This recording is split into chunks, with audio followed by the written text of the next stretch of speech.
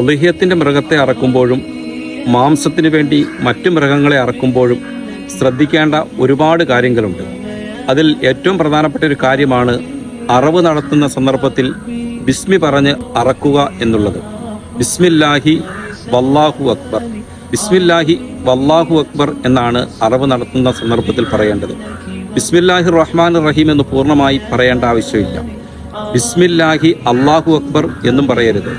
ബിസ്മില്ലാഹി കഴിഞ്ഞ് ഒരു വാവുണ്ട്, ബിസ്മില്ലാഹി വല്ലാഹു അക്ബർ എന്നാണ്. ഇതാണ് ബഹുമാനപ്പെട്ട റസൂലുള്ളാഹി സ്വല്ലല്ലാഹു അലൈഹി വസല്ലം ഉദ്ഹിയ്യത്തിന് വേണ്ടിയും മറ്റ് മാംസത്തിന് വേണ്ടിയുമൊക്കെ മാട് ഒട്ടകങ്ങളെ അറക്കുമ്പോൾ നബി സല്ലല്ലാഹു അലൈഹി വസല്ലം ഇങ്ങനെ പറയാറുണ്ടായിരുന്നു എന്ന് ഹദീസിൽ നിന്നും നമുക്ക് മനസ്സിലാക്കാൻ കഴിയും.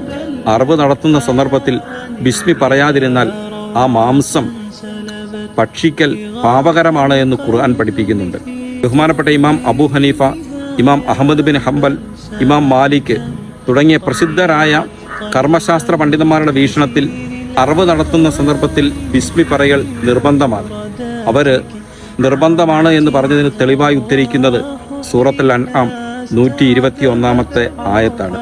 അല്ലാഹു തആല പറയുന്നു, വലാ തഅകുലു മിമ്മാ ലം യുദ്കറിസ്മുല്ലാഹി അലൈഹി വ ഇന്നഹു ലഫിസ്ക്.